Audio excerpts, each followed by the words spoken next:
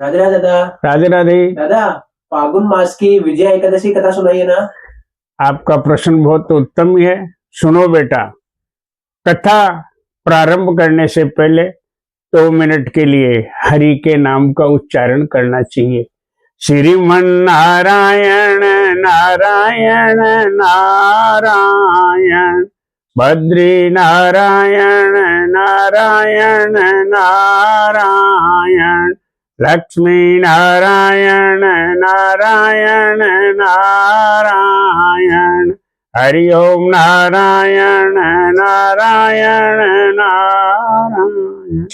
युधिष्ठिर ने पूछा, वासुदेव, फागुन के कृष्ण पक्ष में किस नाम की एकादशी होती है, कृपा करके बताइए। भगवान कृष्ण बोले हैं, युधिष्ठिर, एक बार नारद जी ने कमल के आसन पर विराजमान होने वाले ब्रह्मा जी से प्रश्न किया, सुरश्रेष्ठ, फागुन के कृष्ण पक्ष में जो विजया नाम की एकादशी होती है, कृपया उसके पुण्य का वर्णन कीजिए। ब्रह्मा जी ने कहा, नारद सुनो, मैं एक उत्तम कथा सुनाता हूँ जो पापों का अपहरण करने वाली है। ये व्रत बहुत ही प्राचीन, पवित्र और पाप नाशक है। ये विजया नाम की एकादशी राजाओं को विजय प्रदान करती है, इसमें तनिक भी संदेह नहीं है। पूर्व काल की बात है, भगवान श्री रामचंद्र जी 14 वर्षों के लिए वन में गए थे और वहां पंचवटी में सीता तथा लक्ष्मण के साथ रहने लगे थे।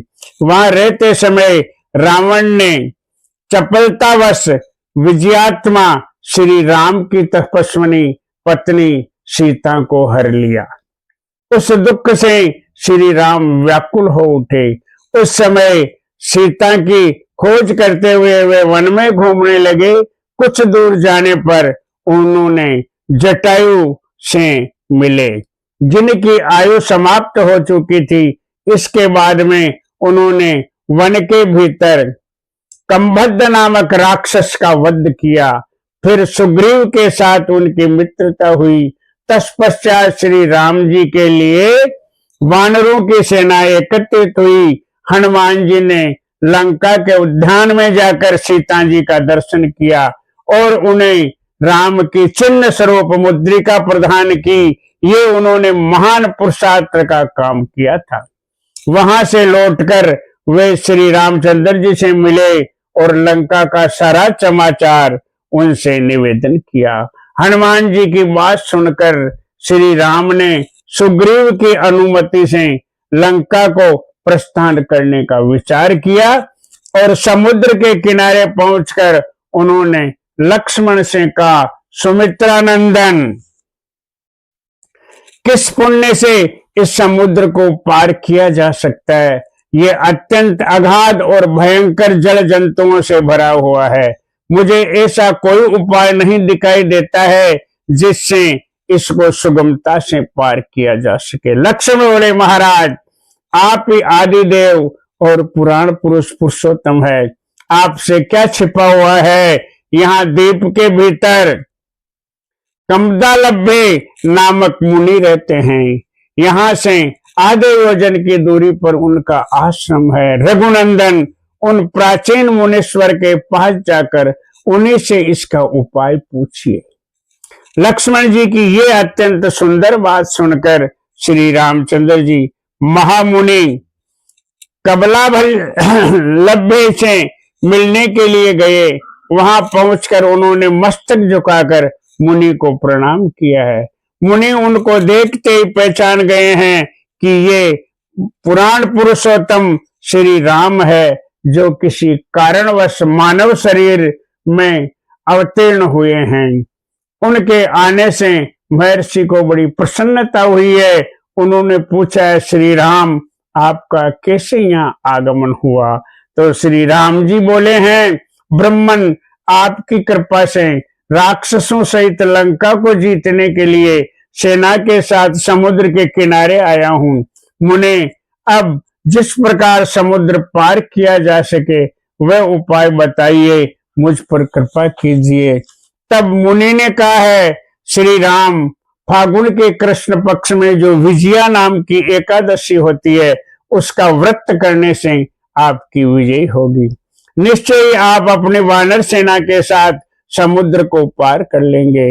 राजन, अब इस व्रत की फलदायक विधि सुनिए।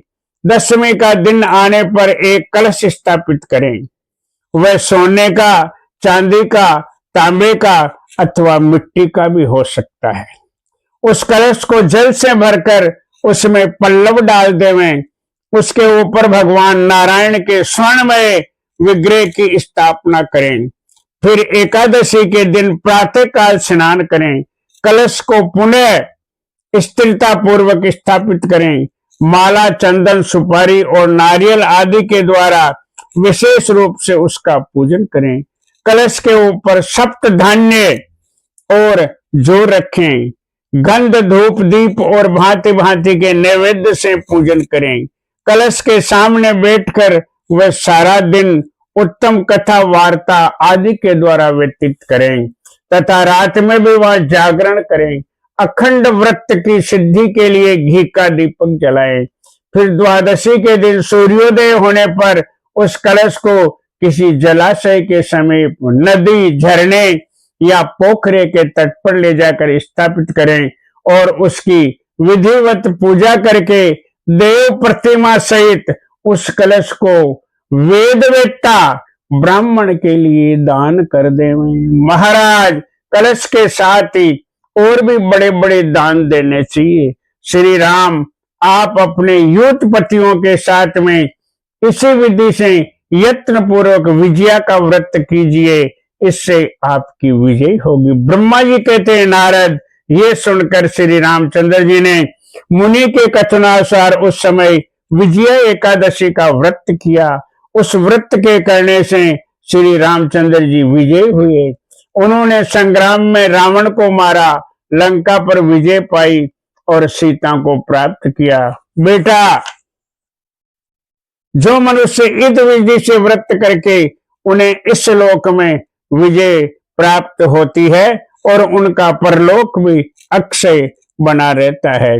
भगवान श्री कृष्ण कहते हैं, युधिष्ठिर, इस कारण विजय का व्रत करना चाहिए। इस प्रसंग को पढ़ने और सुनने से वाजपेयी यज्ञ का फल मिलता है।